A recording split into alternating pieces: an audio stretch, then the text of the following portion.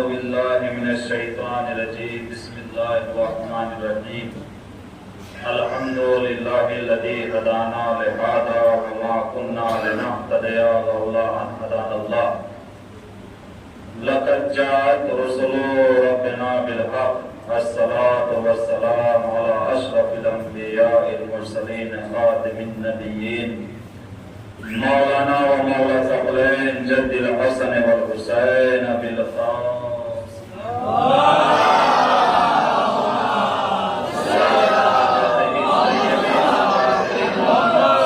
المسلمين ولعنة الله على أعدائهم أجمعين أما بعد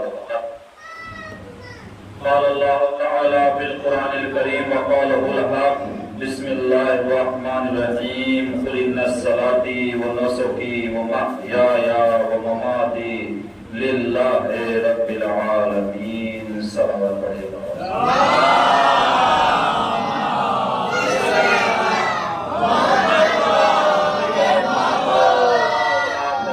گزارش ہے کہ ایک مرتبہ سورہ الحمد و 3 مرتبہ سورہ اخلاص کی تلاوت فرما کے مرحوم و مقبول صفدر امام ابن محمد حسنین کی روح کو حساب ہے اللہم صلی علی محمد وآل محمد اللہم صلی علی محمد وآل محمد اللہم صلی علی محمد وآل محمد بسم اللہ الرحمن الرحیم الحمد للہ رب العالمین الرحمن الرحیم مالک یوم الدین إياك نعبد وإياك نستعين اهدنا الصراط المستقيم صراط الذين أنعمت عليهم غير المغضوب عليهم ولا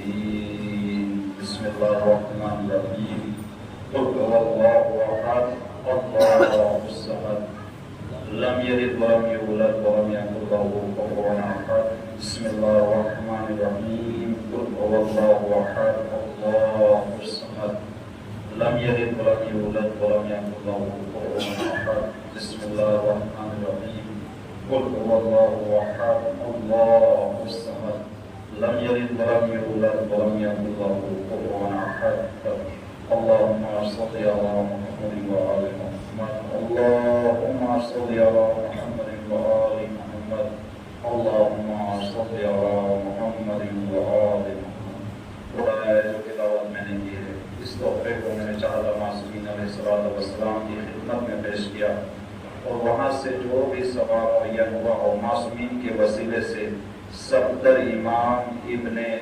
محمد حسنین کی روح کو حساب صلوات پڑھیے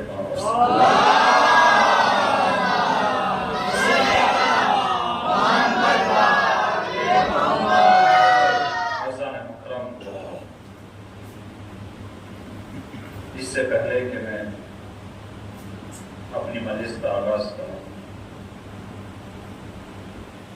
میں سب سے پہلے مرحوم کے والد اور دیگر مرحوم کے وارثین کی خدمت میں تعزیت پیش کرتا ہوں بہرحال میں کوئی خطیب یا ذاکر تو نہیں ہوں ایک طالب علم ہونے کی حیثیت سے آپ کی خدمت میں حاضر ہوا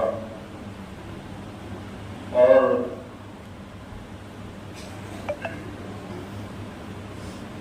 اپنے فقیرانہ جملوں کے ساتھ چند باتیں اور چند مطالب بزرگ کو مجھ سے بہتر جانتے ہیں بس جوانوں کے لیے اور بچوں کے لیے بہرحال آپ حضرات یوں تو یکم محرم سے ولاد ربیع الاول تک مسلسل مجلس اعزاز اور ملاحظہ فرماتے ہی رہتے ہیں اور یہ سلسلہ مجالس کا سال ہر سال رواں اور دما رہتا ہے اور خدا بند عالم اس ذکر کی حفاظت کرنے والا کوئی انسان یہ نہ سوچے کہ ہماری وجہ سے یہ ذکر ہوتا ہے یہ ذکر ہماری وجہ سے باقی نہیں ہے بلکہ ہم اس ذکر کی وجہ سے باقی ہیں ہم نہ جائیں گے تو مجلس نہ ہوگی آپ آئیں یا نہ آئیں، لیکن وہ بیوی ضرور مجلس میں آئے گی جس کے لال کا۔ بہرحال ابھی ہم لوگ اللہ کے عالم کی بارگاہ سے اٹھے اور فوراً حسین کی بارگاہ میں آ گئے تاکہ عبادت کے فوراً بعد اپنے اجر رسالت ادا ہو جائے۔ بہرحال ایک طالب علم ہونے کی حیثیت سے اور فقیرانہ جملوں کے ساتھ میں کوئی عالم نہیں ہوں، علماء نہیں ہوں، مجھ سے بہتر آپ حضرات عالم دین اور علماء کرام کی تقاریر کو ملاحظہ فرماتے رہتے ہیں، اور میں تو علماء کرام کی خاک پا بھی نہیں ہوں۔ علماء کرام تو علماء کرام ہیں، ہم تو ان کے سامنے ایک قطرے کی بھی حیثیت نہیں رکھتے۔ وہ ایک سمندر ہیں اور ہم اس سمندر کے ایک قطرے کے 10ویں حصے کے بھی برابر نہیں، ان کے خاک بھی نہیں، لیکن صرف اور صرف فرق اس بات کا ہے کہ ہم آئے ان کی بارگاہ میں کہ جہاں پر سنگریزے بھی کلام کرنے لگتے ہیں، جہاں پر پتھر بھی ان کا کلمہ پڑھنے لگتے ہیں۔ اور دیکھیے حسین کی بارگاہ میں میرا یہ شروع سے مزاج رہا ہے، میں کبھی تعداد کو نہیں دیکھتا، کبھی بھی تعداد کو اور بھیڑ کو اور مجمع کو نہیں دیکھتا، بلکہ جو بھی مجھے عرض کرنا ہوتا ہے، جو پڑھنا ہوتا ہے، مجھے پڑھنا ہوتا ہے، اور کبھی بھی میں تعداد کو نہیں دیکھتا ہوں، بلکہ کیونکہ حسین کی بارگاہ میں کبھی بھی تعداد کو نہیں دیکھا جاتا، استعداد کو دیکھا جاتا۔ بات بہت آسان کروں، تعداد کو نہیں دیکھا جاتا بلکہ صلاحیتوں کو دیکھا جاتا ہے، نیتوں کو دیکھا جاتا ہے، جذبے کو دیکھا جاتا ہے، عقیدت کو دیکھا جاتا ہے، کبھی بھی حسین کی بارگاہ کو نہیں دیکھا جاتا۔ فیضان محترم، آج کی اس مجلس میں اور میرا یہ شروع سے ہی ایک مزاج رہا ہے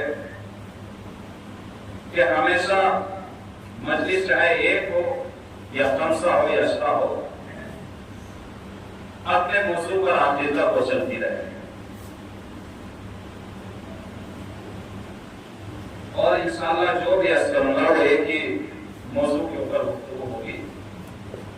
اور آج کی اس مجلس میں ہمیں اور آپ کو مل کر کے ایک بات کو دیکھنا ہے، جوانوں کی خاص توجہ چاہتا ہوں، بس ایک ہی پوائنٹ کے اوپر مجلس کو تمام کرنا ہے، اور ایک ہی روایت پڑھنی ہے اور ایک ہی واقعے کو سمیٹنا ہے۔ پوائنٹ یہ ہے کہ حسین افضل ہے کہ نماز افضل ہے، اور میں بہت ہی بس آرام کے ساتھ پڑھتا رہوں گا، آپ ذرا زور سے سنتے رہیے گا۔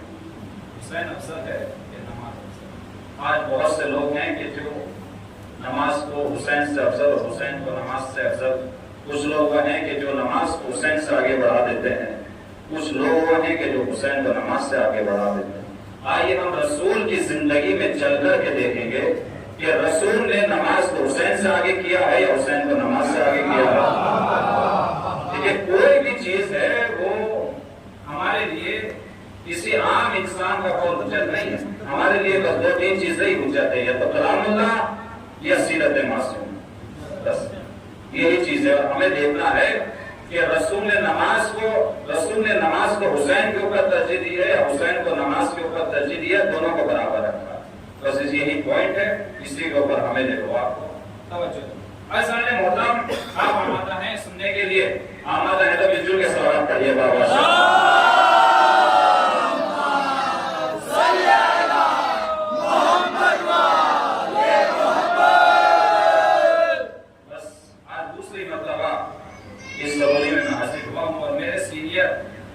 جو وائزین میں میرے ساتھ رہے ہیں، میرے سینئر ہے بہت، لیکن ہمیشہ سینئر اور جونیئر کے ساتھ زندگی نہیں گزاری، انہوں نے ہمارے ساتھ ہمیشہ بھائی کا احترام رکھا ہے، اور یہ بھائی کی محبت ہے کہ جو بہت دور دراز سے انسان یہاں پر چل کر کے آ گئے۔ یہ محبت اور کچھ نہیں ہے، محبت تعلق ان کا نہیں ہوتا، بس وہ تو محبتوں کا ہوتا۔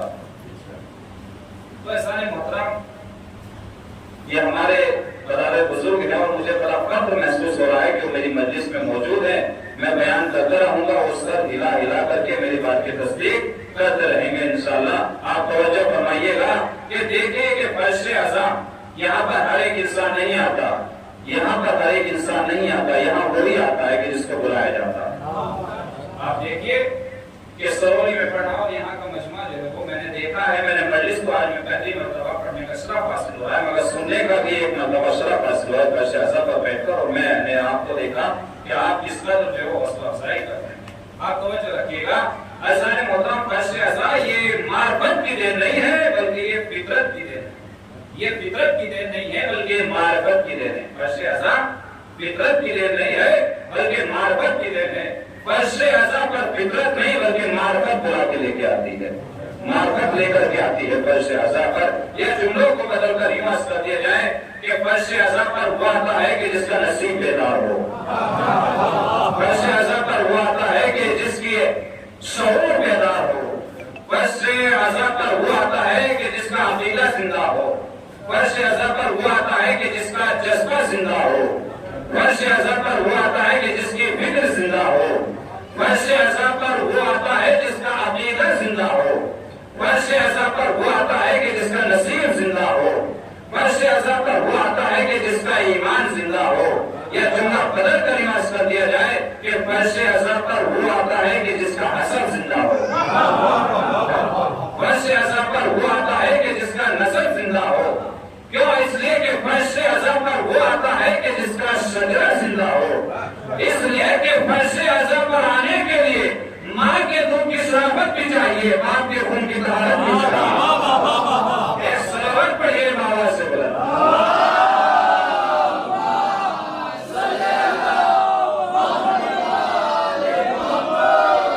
مجھے اندازہ ہو گیا کہ انشاءاللہ آپ اسی آب و تاب کے ساتھ آپ بہت اچھا سن رہے ہیں، آپ ایسا کیجیے گا۔ عزیزان محترم، یہ ہے فرش اعظم۔ فرش اعظم پر وہ آتا ہے کہ جس کا شجرہ زندہ ہو۔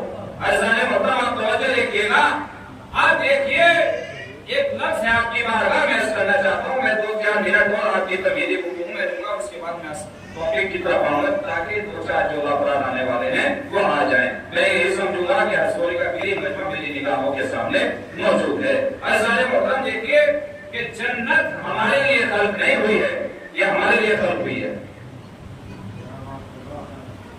آپ بتائیے، ہم جنت کے لیے خلق ہوئے ہیں، جنت ہمارے لیے خلق ہوئی ہے؟ دو چیزیں آپ بتا سکتے ہیں؟ دیکھیے، ہم جنت ہمارے لیے خلق ہوئی ہے، ہم جنت کے لیے خلق نہیں ہوئے۔ جنت ہمارے لیے خلق ہوئی ہے، ہم جنت کے لیے خلق نہیں ہوئے۔ اور اس تصور کو خالق نہج البلاغہ نے ریجیکٹ کر دیا۔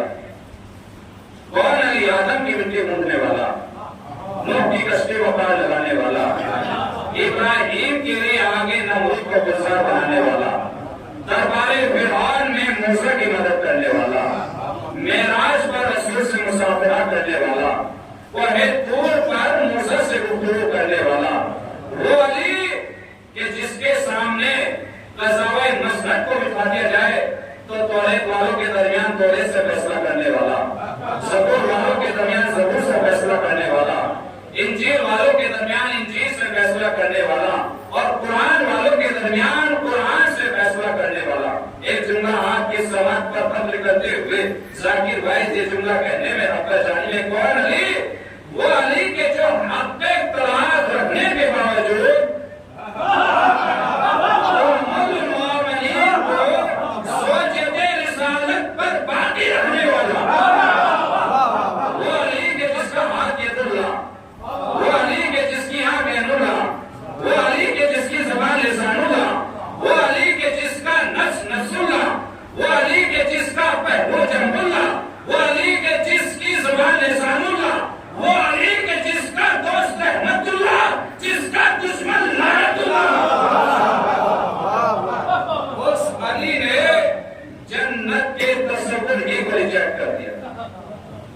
جنت ہمارے لیے خلق ہوئی ہے، ہم جنت کے لیے خلق نہیں ہوئے، بلکہ جملہ اس طرح کہ ہم تو اسی جگہ فرش اعظم بچھانے کے بعد اسی جگہ کو فضل جنت بنا دیتے ہیں۔ آپ توجہ فرمائے، پیچھے والے تھوڑا سا جا کے سنیے، دیکھیے جنت کی تمنا ہو کرے کہ جو جنت سے باہر رہتا ہو، ہم تو رہتے ہی جنت میں ہیں، جنت کی تمنا کر کے کیا کریں؟ ہم کو اسی جگہ فرش اعظم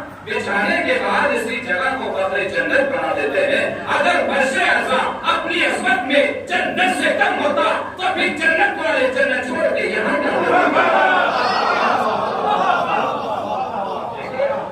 لیکن ابھی جنت کا جنت چھوڑ کے فرش اعظم پر آنا اس بات کی دلیل ہے کہ فرش اعظم جنت سے افضل ہے. آپ توجہ فرمائیے گا.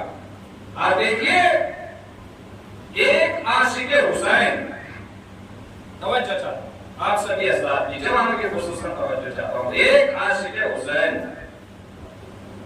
مصلی عبادت پر ختم نماز کے بعد جب دعا کے لیے ہاتھوں کو اٹھاتا ہے تو لبوں پر یہ دعا نہیں ہوتی کہ پروردگار تو مجھے جنت نصیب فرما. ہوتی ہے لبوں پر یہ دعا یا نہیں ہوتی؟ ہوتی ہے. ختم نماز کے بعد ایک عاشق حسین جب دعا کے لیے ہاتھوں کو اٹھاتا ہے تو لبوں پر یہ دعا نہیں ہوتی کہ خدایا تو مجھے جنت نصیب فرما، بلکہ سچے عاشق حسین کے لبوں پر ایک ہی دعا ہوتی ہے، پروردگار تو مجھے صحیح صاحب روزہ حسین کی زیارت نصیب فرما. روزہ حسین کی زیارت نصیب فرما اس لیے کہ وہ جانتا ہے کہ جنت وہ جگہ نہیں ہے، بلکہ جنت تو وہ جگہ ہے جہاں سردار جنت آرام کر رہا ہے. جنت وہ جگہ نہیں ہے جنت تو وہ جگہ ہے جہاں سردار جنت آرام کر رہا ہے. بس مطلب یہ ہے فیصلے عذاب اور جنت کے تصور کو علی نے ریجیکٹ کر دیا. جنت کوئی بڑی چیز نہیں ہے. پھر کس مقصد کے لیے اللہ نے ہمیں اس دنیا کے اندر بھیجا؟ ہمارے اس دنیا میں اور اس زندگی کا مقصد جنت نہیں ہے جوانوں. ایک ہی مقصد ہے رضائے مولا. مقصد ایک ہے رضائے مولا. ہو سکتا ہے میرا لہجہ آپ حضرات کو مناسب نہ لگے لیکن لفظوں کے اوپر توجہ چاہتا ہوں. مقصد کیا ہے رضائے مولا؟ میں نے مقصد پروردگار عالم نہیں کہا کہ پروردگار عالم خوش ہو جائے، کیونکہ اگر اللہ کا نام لوں گا تو وہ دائرہ محدود ہو جائے گا. رسول کا نام لیا جائے گا تو وہ دائرہ محدود ہو جائے گا. علی کا نام لیا جائے گا کہ علی راضی ہو جائیں تو وہ دائرہ محدود ہو جائے گا. میں نے ایک ایسے کامن لفظ کو رکھا ہے کہ جس دائرے کے اندر اللہ بھی شریک ہے، رسول بھی شریک ہے، علی اور اہل بیت بھی شریک ہے. لفظ مولا کو رکھا ہے لیکن اللہ بھی مولا ہے، رسول بھی مولا ہے اور علی بھی، تاکہ ہمارا اللہ بھی ہمارے عمل سے خوش ہو جائے، رسول اللہ بھی ہمارے عمل سے خوش ہو جائے اور ولی اللہ بھی ہمارے عمل سے خوش ہو جائے. آپ توجہ فرما رہے ہیں. تو جنت کوئی بڑی چیز نہیں ہے.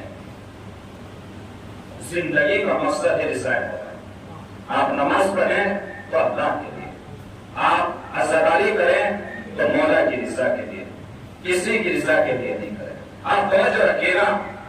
مولا علی مسجد کوفہ سے ایک آواز بلند ہوتی ہے کہ میں علی، توجہ، کہ جنت کوئی بڑی چیز نہیں ہے. ہم جنت کے لیے خلق نہیں ہوئے ہیں، جنت ہمارے لیے خلق ہوئی ہے. ہم جنت کے لیے خلق نہیں ہوئے ہیں بلکہ ہم خلق ہوئے ہیں رضائے مولا کے لیے. توجہ چاہتا ہوں. مسجد کوفہ سے آواز علی بلند ہوتی ہے کہ میں علی جنت میں بیٹھنے سے زیادہ مسجد میں بیٹھنے کو پسند کرتا ہوں. توجہ چاہتا ہوں ایک انسان کی، جہاں جہاں تک آواز آ رہی ہے مسجد کے جملوں پر غور کریں. ابھی مسجد سے نکل کے آئے ہیں، میں علی جنت میں بیٹھنے سے زیادہ مسجد میں بیٹھنے کو پسند کرتا ہوں. اور ہمارا حال کیا ہے کہ اگر ہم چند منٹ کے لیے مسجد میں جاتے ہیں تو وہاں بھی اگر ٹائم مل جائے تو موبائل سے کھیلنے لگتے ہیں. آپ کو اب یہ ٹرین چل گیا ہے. آپ دیکھیے کہ ہماری میموری اتنی کمزور ہو گئی ہے سپلین بھائی کہ اگر ہم تصویر بھی پڑھتے ہیں تو موبائل کے ذریعے، تاکہ دیکھنے والے سمجھے کہ تصویر پڑھ رہا ہے کہ گیم کھیل رہا ہے. وہاں بھی موبائل کو اپنے ذریعے، جبکہ روایت کے جملے ہیں کہ آپ تصویر پڑھیں تو اپنے ہاتھوں پر پڑھیے، آپ تصویر پڑھیں تو آگے شفا پہ پڑھیے. کیوں؟ موبائل آپ کا قبر میں نہیں جائے گا. یہ قبر میں بھی لے جانے کا ارادہ ہے. آپ جب آگے شفا سے، اس کا بہت زیادہ ثواب ہے. آپ ان ہاتھوں کی انگلیوں پر آپ تسبیح فاطمہ زہرا پڑھیں گے تو قبر میں آپ کی مدد کرے گی. موبائل قبر میں نہیں جائے گا، یہ ہاتھ قبر میں جائیں گے. تو تسبیح موبائل پر نہ پڑھیے، تسبیح ہاتھوں پر پڑھیے. یہ قبر میں جائیں گے تو آپ کی قبر میں روشنی ہوگی. آپ توجہ چاہتا ہوں. لیکن اصل محترم جنت ہمارے لیے خلق ہوئی ہے، ہم جنت کے لیے خلق نہیں ہوئے. مولا کہتے ہیں کہ میں علی جنت میں بیٹھنے سے زیادہ مسجد میں بیٹھنے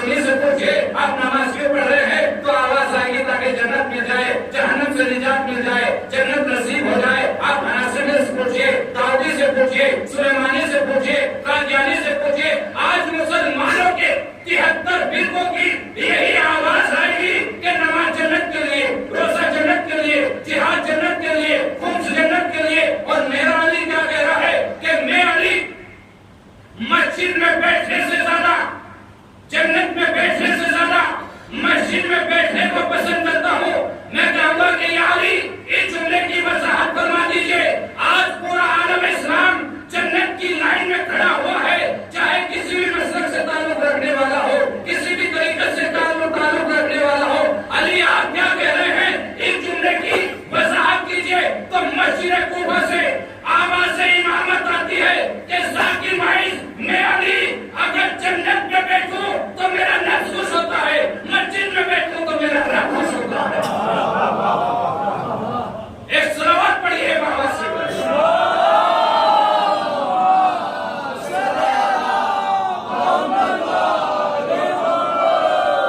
ایسے میں تو صلوات پڑھیے بابا سے۔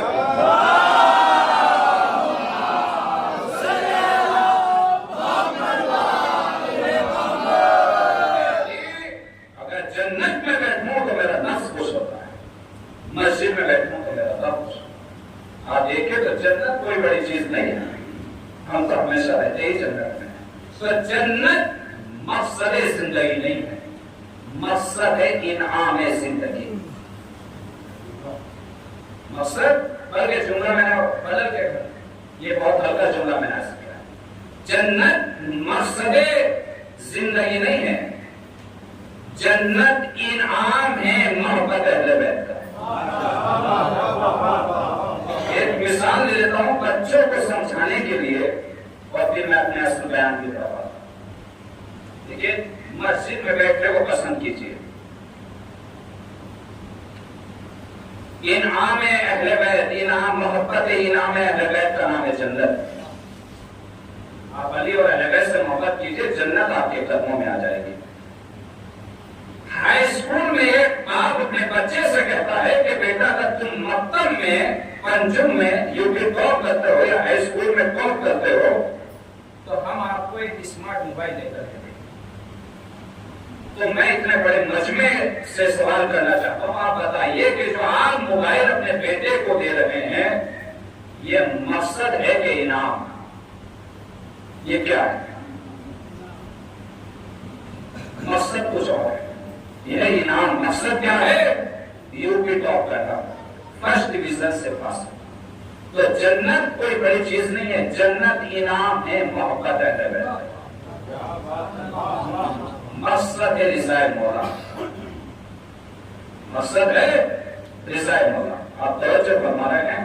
سارے محترم کبھی بھی آپ کوئی عمل جنت کے لالچ میں نہ کیجیے، بلکہ کس لالچ میں کیجیے؟ تاکہ اللہ ہمارا راضی ہو جائے، مولا ہمارا راضی ہو جائے، اہل بیت ہمارے راضی ہو جائے۔ اور واقعی مولا نے اس کی وضاحت بھی کی ہے، عبادت کرنے والوں کے 3 گروہ ہیں۔ ایک وہ عبادت ہے کہ جو جہنم کے خوف میں عبادت کرتا ہے، ایک وہ عبادت ہے کہ جو جنت کے لالچ میں عبادت کرتا ہے، ایک وہ عبادت ہے، وہ انسان ہے کہ جو اللہ کو لائق سجدہ سمجھتے ہوئے اس کا سجدہ۔ جو خوف میں جہنم کی عبادت کی جاتی ہے اس کو اسلام کیا کہتا ہے؟ وہ تاجرہ، وہ ہے غلامانہ عبادت۔ غلامانہ عبادت کون سی عبادت ہے؟ غلامانہ عبادت۔ اور جو جنت کے لالچ میں عبادت کی جائے گی وہ ہے تاجرانہ عبادت، وہ ہم اللہ سے تجارت کر رہے ہیں۔ کیسے تاجرانہ عبادت؟ آپ دکان کھول کے بیٹھے اس امید سے ہمارا مال بکے اور ہمیں چند پیسے نصیب ہو جائے۔ غلامانہ عبادت، ایک غلام اپنے حاکم کی اس وجہ سے اطاعت کرتا ہے کہ اگر اطاعت نہ کی گئی تو کوڑے لگے گئے۔ آپ آمادہ ہے سننے کے لیے؟ آپ توجہ فرمائیے۔ لیکن علی نے کیا کہا کہ ہم خاندان آل رسول، نہ ہم جنت کے لالچ میں عبادت کرتے ہیں، نہ ہم جہنم کے خوف میں عبادت کرتے ہیں، ہم تو اللہ کو لائق کی عبادت سمجھتے ہیں تو اس کی عبادت کرتے ہیں، لائق کی عبادت سمجھتے ہیں۔ آپ توجہ فرمائیے گا کہ یہ جملہ اگر آدم کہتے سفید بھائی تو مناسب تھا. یہ جملہ اگر نوح کہتے تو مناسب تھا. یہ جملہ عیسیٰ اور موسیٰ کہتے تو مناسب تھا. یہ جملہ یحییٰ کہتے تو مناسب تھا. یہ جملہ شیش کہتے تو مناسب تھا. یہ جملہ نوش کہتے تو مناسب تھا. یہ جملہ نوح کہتے تو مناسب تھا. مگر سجدہ اور جسدہ علی کی زبان پر ہے. اس لیے کہ 1,23,999 انبیاء نے عبادتیں اس وقت کی جب جنت کا بھی وجود تھا, جہنم کا بھی وجود تھا. مگر علی نے سجدہ اس وقت کیا جب نہ جنت کا وجود تھا نہ جہنم کا وجود تھا. ایک صلوات پڑھیے بابا سے بولے.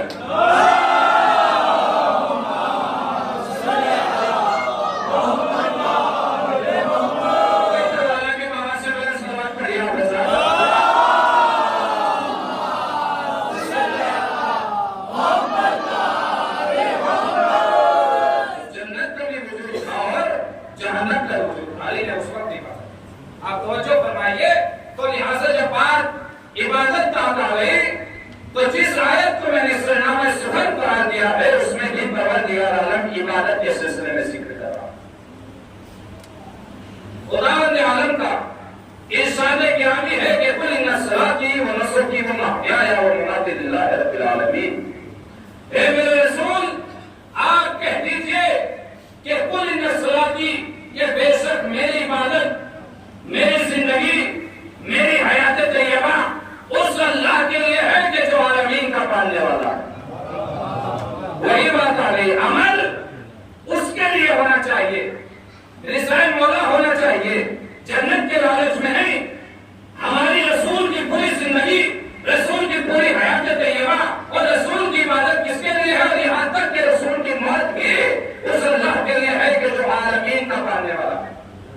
ایسا محترم, رسول کی کوئی بھی نماز ہو, چاہے وہ واجب ہو یا وہ واجب ہو, رسول کی اطاعت ہو, رسول کی زندگی ہو, رسول کی زندگی کا کوئی بھی پہلو ہو, رسول کی کوئی بھی نماز ہو, وہ ریاکاری کے لیے نہیں ہوتی, یہ وہ بےحوائی کے لیے نہیں ہوتی کہ رسول کی اطاعت کتنی اچھی ہے, رسول اتنا اچھا سزا کرے, میری تعریف کرے, رسول اتنا طویل سجدہ کرتے ہیں تاکہ پبلک میری تعریف کرے. نہیں, رسول کی پوری حیات طیبہ اور رسول کا ایک ایک سجدہ اس اللہ کے لیے ہے کہ جو عالمین کا پالنے والا ہے.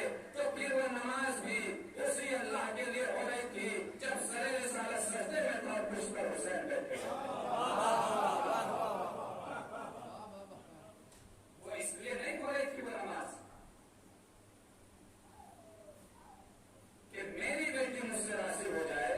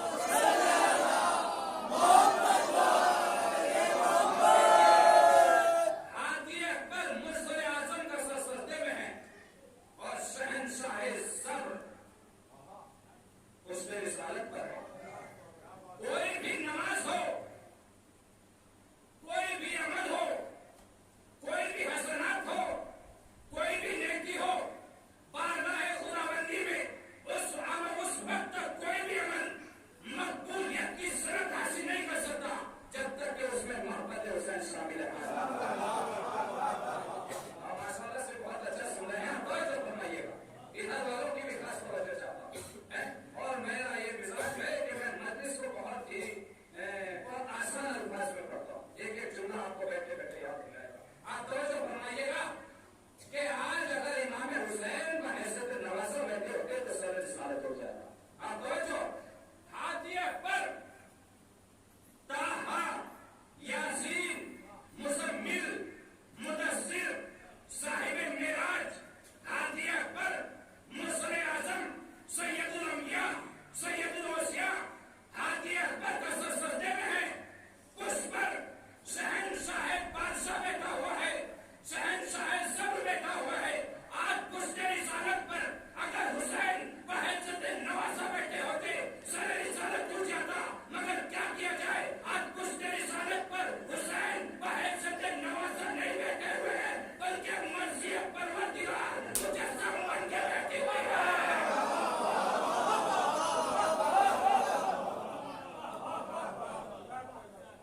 ایک صلوات پڑھیے محمد سے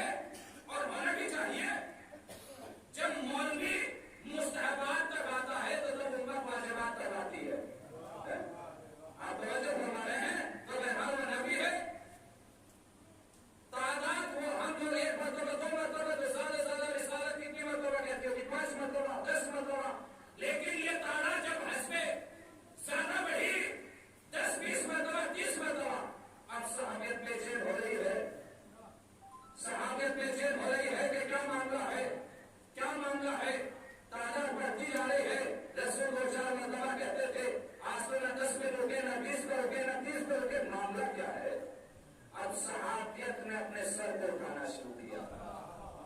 آپ توجہ فرمائیے. اب جیسے ہی صحابیت اپنے سر کو اٹھاتی ہے, آپ دیکھتے نہیں کہ آپ جب مسجد میں نماز بچے پڑھتے ہیں پیچھے اور کوئی ان کے پاس کھڑا ہو جائے تو چہرے کو اٹھائیں گے اور دیکھیں فلاں انسان کھڑا ہے تو فلاں سجدے میں, ورنہ اٹھائے جائیں گے. بس یہی منظر وہاں بھی تھا. یہ منظر وہاں بھی تھا. یہ منظر وہاں بھی تھا. چہرہ صحابیت کا اٹھا. ایک دو مرتبہ نہیں, کم سے کم 13 سے 17 مرتبہ صحابیت اپنے سر کو اٹھاتی رہی. چہرے حسین کی زیارت کرتی رہی. چہرے حسین کی زیارت بھی سجدہ, چہرے حسین کی زیارت بھی سجدہ. یہ جملہ یاد آ گیا کہ جو لوگ کہتے ہیں کہ تاثر دیکھنے سے بتائیے امام حسین کو اصل میں جب کل صحابیت کا چہرہ حسین دیکھنے سے تو آواز روزہ اور تاثر تنقید شروع ہے. اس طرح کریے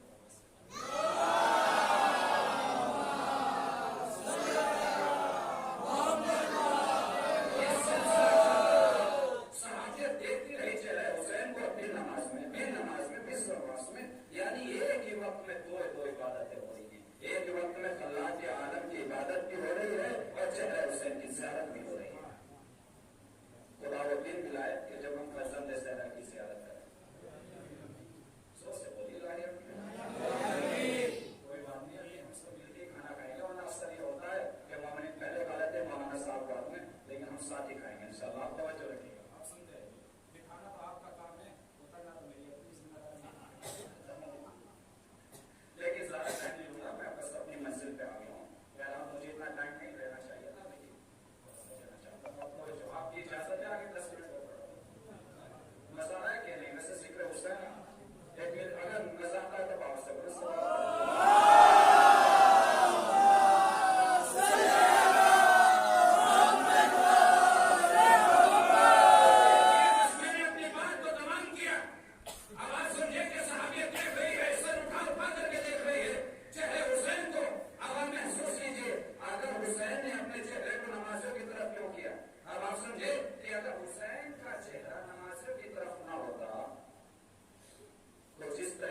جنگوں میں رسالت کو چھوڑ کر کے لوگ جاتے رہے.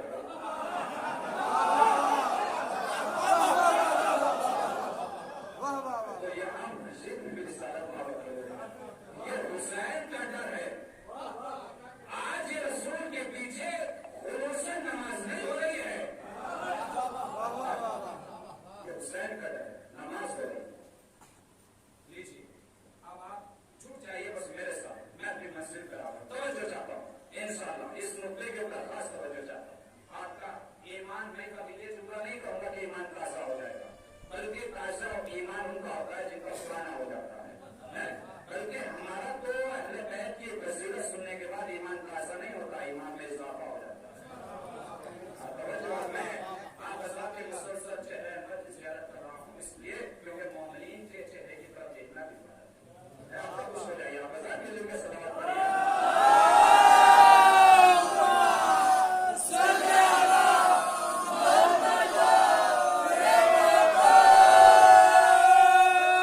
دیکھیں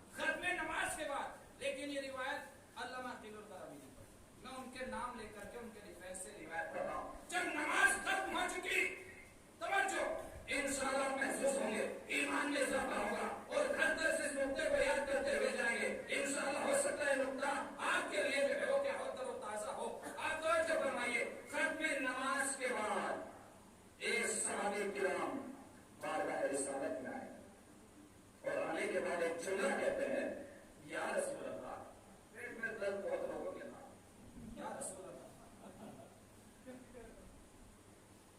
یا رسول اللہ آج نماز میں آپ کو کیا ہو گیا؟ نماز میں آج کیا ہو گیا؟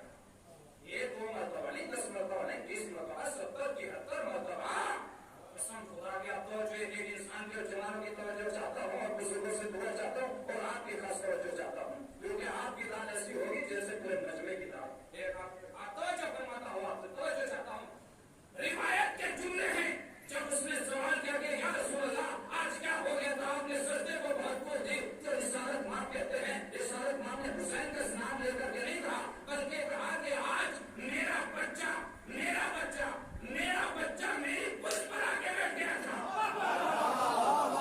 یہ نہیں کہا کہ میرا حسین کا میرا بچہ میری پشت پر آ کے بیٹھ گیا تھا۔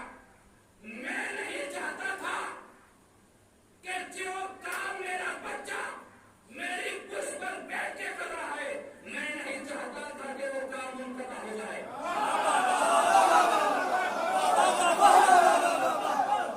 میں نہیں چاہتا تھا کہ وہ کام رک جائے۔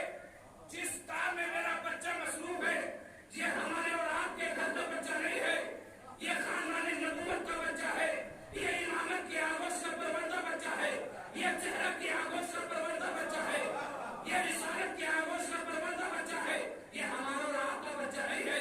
اب توجہ فرمائیے، ہمارا اور آپ کا بچہ جب عبادت کے مسئلے پہ جاتا ہے، مسئلہ عبادت پہ جاتا ہے تو کہنے لگتا ہے، فرش اعظم پر آتا ہے تو کہنے لگتا ہے، وہاں جاتا ہے تو کہنے لگتا ہے یہ امامت کے گھرانے کا بچہ ہے، یہ حسین ہے حسین۔ اس کا کھیل و تعلق سے کوئی تعلق نہیں ہے، یہ ہمارے اور آپ کا بچہ ہے کہ بابا کو دیکھا کہ بابا جو ہے نماز میں ہے اور اس کے اوپر سوار ہو گئے، اب ہم انتظار میں ہے کہ ہم آگے اتارے تو میں اپنے سر کو اٹھاؤں۔ یہ بچہ نہیں ہے کہ جو بابا کے آگے سے تسبیح کو اٹھا رہا ہے، کھیل رہا ہے، مسجد میں جا کے کھیلتا ہے، فرش اعظم پر کھیلتا ہے، یہ امام ہے۔ امام کھیل کود سے پاک و منزہ ہوتا ہے۔ آپ توجہ چاہتا ہوں ایک انسان کی، آج امام حسین اس کے رسالت پر بیٹھ کر کیا رہے ہیں؟ کیا کر رہے ہیں؟ کیا کھیل رہے ہیں؟ یہ حسین ہے حسین، جس کے بارے میں رسالت ماں نے ارشاد فرمایا کہ حسین منی وانا من حسین، یہ وہ حسین ہے کہ جس کے بارے میں رسالت ماں نے فرمایا ان حسن و حسین سیدہ شباب اہل الجنہ، یہ وہ حسین ہے کہ جو مچل جائے تو جنت سے لباس آئے۔ یہ ہمارے اور آپ کے گھر کا بچہ نہیں ہے، یہ اس مت کے حصار میں پروان چڑھنے والا بچہ ہے۔ آج یہ پشت رسالت پر امام حسین بیٹھے ہیں تو بیٹھ کر کے کیا کریں؟ توجہ چاہتا ہوں کہ پشت رسالت پر امام حسین بحیثیت نواسہ نہیں بیٹھے ہوئے ہیں، بلکہ رحل نبوت پر قرآن ناطق قرآن کی تلاوت کر رہا تھا۔ رحل نبوت پر بیٹھ کر کے قرآن کی تلاوت حسین کر رہے تھے۔ رسول نہیں چاہتے تھے کہ جو تلاوت میرا بچہ کر رہا ہے وہ تلاوت رک جائے۔ رحل نبوت پر بیٹھ کر حسین قرآن کی تلاوت کر، رسالت نہیں چاہتے تھے کہ جو کام میرا بچہ میری پشت پر بیٹھ کر، اگر صبح قیامت تک حسین پشت رسالت پر بیٹھ کر قرآن کی تلاوت کرتا رہتا تو یہ سر کبھی اٹھنے والا۔ اب آپ یہ بتائیے، بس میں اپنی منزل پہ آ گیا ہوں، اب آپ مجھے میں جوانوں سے پوچھنا چاہتا ہوں، پشت رسالت پر امام حسین، امام حسین نے اپنے سر کو اٹھایا، وہ رسالت ماں نے اپنے سر کو اٹھایا، زور سے بولیے ذرا، نہیں اٹھایا،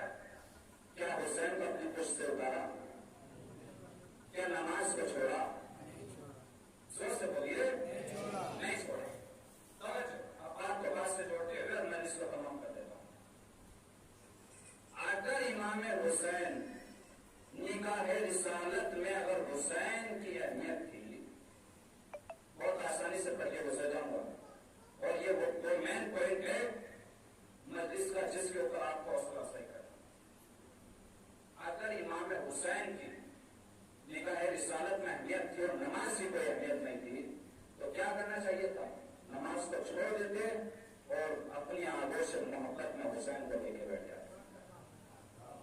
ہونا چاہیے تھا. سوچ سے بولیے ایسا ہوتا، لیکن کہیں تاریخ میں نہیں ملتا. دوسری طرف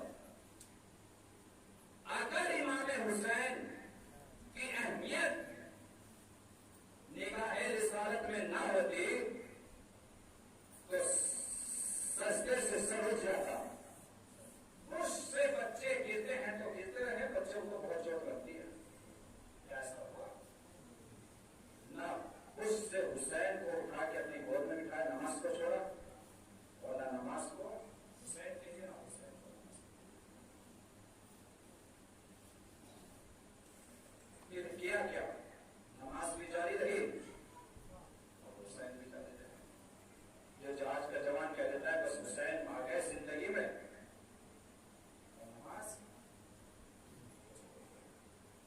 لیکن یہ یاد رکھیے کہ رسالت نے نہ نماز کو چھوڑا، نہ حسین کو اپنی کرسی سے اتارا، بلکہ رسول نے اپنے عمل سے بتا دیا کہ نہ نماز حسین سے جدا ہو سکتی ہے، نہ حسین نماز سے جدا ہو سکتے ہیں.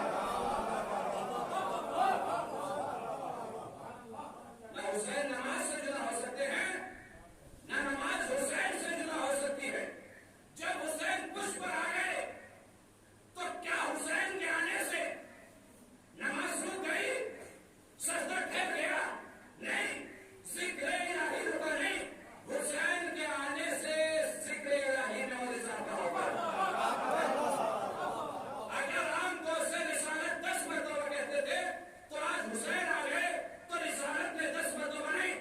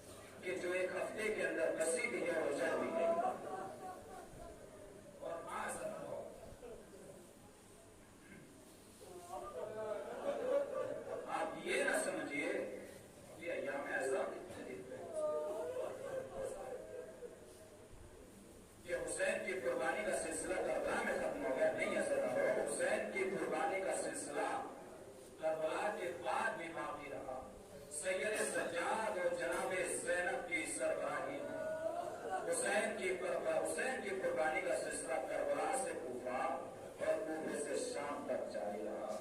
جس کے ہاتھوں میں ہتھکڑیاں ہوں. دیکھیے عبادت کے اوپر بات ختم ہوئی تھی. آپ عبادت کو سمجھیے. شام غریبہ میں سید سجاد کا ایک سجدہ پوری رات چلے ہوئے رحمت کی رات کو سید سجاد نے عالم و مسائل میں پوری رات کو گزار کر جوانوں کو یہ پیغام دے دیا کہ مصیبتوں کو بہانہ بنا کر کے سجدے کرنا چاہیے. ہاتھوں میں ہتھکڑیاں ہیں, پاؤں میں بیڑیاں ہیں, کمر میں لنگر ہے, مگر مسلسل سجدہ ہے. کسی کے ہاتھوں میں ہتھکڑیاں ہوں کوئی ذرا پلو کر کے بتائے, کسی کے پاؤں میں بیڑیاں کوئی تشہد پڑھ کے دکھائے, کسی کے کمر میں لنگر ہو ذرا کوئی رکوع کر کے دکھائے, کوئی تشہد کر کے دکھائے. مگر آئے سید سجاد ہاتھوں میں ہتھکڑیاں ہیں, پاؤں میں بیڑیاں ہیں, مگر کربلا سے کوفہ, کوفہ سے شام تک تاریخ یہ لکھتی ہے کہ کوئی بھی سجدہ قضا نہیں ہوا. آزادارو جناب زینب کبریٰ کو دیکھیے. تاریخ جہاں امام حسین کہتے ہیں کہ میری بہن مجھے نماز شب کی دعاؤں میں یاد رکھنا. کیوں؟ اس لیے کہ امام حسین نے اس جملے سے ہمیں بتا دیا ارے میری بہن تو وہ ہے کہ اس کی نماز شب کی قضا نہیں ہے. تو جس زینب کی نماز شب قضا نہ ہوئی ہو اس کی واجب نماز کیسے قضا ہو سکتی ہے؟ اور جب زندان شام میں ارے سید سجاد نے جناب زینب کو بیٹھ کر کے نماز پڑھتے ہوئے دیکھا ہے, نماز کی اہمیت کو سمجھیے. تو بارگاہ زینب میں آئے اور آنے کے بعد رکی اماں ارے میں نے کبھی بھی آپ کو بیٹھ کر کے عبادت کرتے ہوئے نہیں دیکھا. آج آپ بیٹھ کر کے عبادت کیوں کر رہے ہیں؟ ایسی مصیبتوں میں عبادت, ایسے آلام میں عبادت, اتنے مسائل اٹھانے کے بعد عبادت کر رہی ہے شہزادی. آنکھوں کو ایک مرتبہ شہزادی نے کہا اس بیٹا سید سجاد ظالم کی طرف سے جو آپ کو دانا آتا ہے وہ اتنا کم ہوتا ہے کہ میں اپنے حصے کا کھانا بچوں کو کھلا دیتی ہوں. اجرکم اللہ اجرکم الزرا. خدا آپ کو کوئی غم نہ دے سوائے غم شبیر کے. ہاں زدارو ایام گزرتے رہے, ارے دن گزرتے رہے. ہاں زدارو ارے جب یہ قافلہ زندان شام میں مقید تھا, ساتھ میں ایک چھوٹی سی بچی تھی جس کا نام سکینہ تھا, جس کو حسین نے نماز شب کی دعاؤں میں مانگا تھا. اے پروردگار ارے تو مجھے ایک ایسی بیٹی عطا فرما, ایسی بیٹی عطا فرما جس کے بغیر مجھے سکون نہ ملے اور میرے بغیر اس کو سکون نہ ملے. ارے زندان شام کے دروازے پر کھڑی ہے, ارے صبح کا وقت ہے, ارے بھیا سے پوچھتی ہے یہ بھیا یہ بتائیے ارے آسمان پر جو فرشتے ہو رہے ہیں یہ کہاں جا رہے ہیں؟ آسمان پر خدا سید سجاد کہتے ہیں کہ بہن زینب یہ آپ کو دانا کی تلاش میں جا رہے ہیں. اور جب شام میں یہ پرندے واپس آتے تھے تو جناب سکینہ کہتی تھی یہ بھیا یہ پرندے کہاں جا رہے ہیں؟ کہا کہ یہ پرندے جو ہے اپنے وطن کو جا رہے ہیں. اس وطن کا نام آنا تھا. ارے سکینہ مچل گئی, ایک مرتبہ بھیا بتائیے ارے ہم کو وطن جائیں گے, مگر ہاں سید سجاد کے شاید سوچا ہو ارے دل میں ایک بہن سکینہ ہم سب وطن جائیں گے مگر آپ وطن نہ جائیں گے. ایام گزرتے رہے, ارے دن گزرتے رہے. ایک وقت وہ آیا, ارے رات کا وقت ہے, آدھی رات گزر چکی ہے. ارے سید سجاد ہے, ارے مٹی کا تکیہ بنا کر کے آرام فرما رہے ہیں. رات کا وقت ہے, بچے کی آنکھ کھلی, ارے بھائی کے سرانے گئی. ارے جانے کے بعد وہ سامنے ہو کر کے بیٹھی, بھائی کے باروں میں انگلیاں کرتی ہوئی جاتی ہیں, مالش کرتی ہوئی جاتی ہیں. ایک مرتبہ جب جناب سید سجاد نے محسوس کیا تو آنکھوں کو کھولا, کیا دیکھتی ہے کہ سکینہ سرانے بیٹھی ہوئی ہے. کہا ہے سکینہ ارے آدھی رات گزر چکی ہے, کیا کر رہی ہو؟ کہا نیند نہیں آئی. کہا کہ ایک جملہ کہا اے بھیا باپ کی شہادت کے بعد ارے میں آج تک نہیں سوئی. بھیا ارے جب سوتی ہوں تو صرف تماچے مارتا ہوا دکھائی دیتا ہے. اے بھیا ارے آج آنکھ لگی تھی مگر خواب میں بابا آئے اور کہہ رہے تھے اے سکینہ اب تمہارے مسائل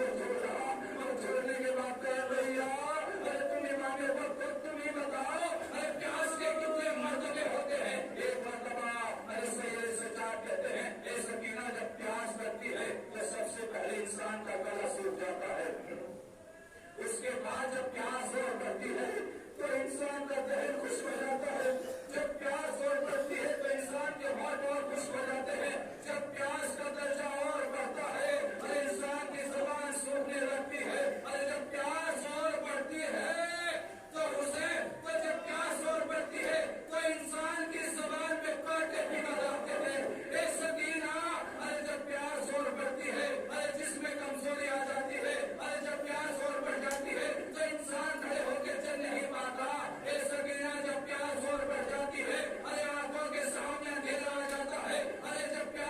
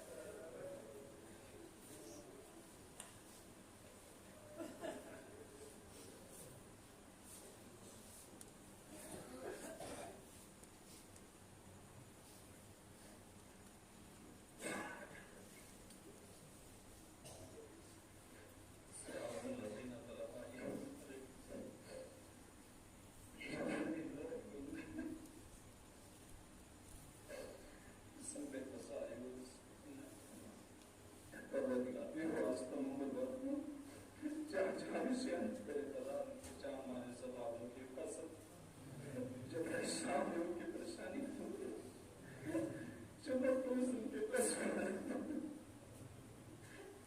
پروردگار کے واسطہ محمد والے بیوی صاحب کی رضا کے صدقے ہماری ماں بہنوں کے پردے کی حفاظت کرنا، جناب سکینہ کے صدقے میں پروردگار ہمارے بچوں کی حفاظت کرنا، جناب اصغر کے صدقے میں قوم کے بچوں کی حفاظت کرنا، جناب اکبر کے صدقے میں قوم کے جوانوں کی حفاظت کرنا، حبیب ابن مظاہر کے صدقے میں ہمارے قوم کے بزرگوں کی حفاظت کرنا، پروردگار جہاں جہاں بھی سے نہر کلام ان کے جہاں ہمارے سبابوں کی حفاظت کرنا، جو پریشان ہیں ان کی پریشانی کو دور کرنا، جو مقروض ہیں ان کے قرض کو ادا کرنا، پروردگار کے واسطہ محمد والے محمد کا جو پریشان ہیں ان کی پریشانی کو دور کرنا، پروردگار جو حاضر تیری بارگاہ میں حاضر، پروردگار ہم سب کو حج کربلا کی طرح سے مشرف فرما، پرچم اسلام کو بلند فرما، پرچم اسلام کو بلند فرما، پرچم کفر نفاق کو نابود فرما، پروردگار کے واسطے محمد والے محمد کا مقامات مقدس کی حفاظت فرما، خصوصاً قبرستان رجت کی حفاظت فرما، ہمارے سر پر علماء کا سایہ قائم و دائم فرما، خصوصاً آگئے قوم میں آگئے سلسلے کی حفاظت فرما، پروردگار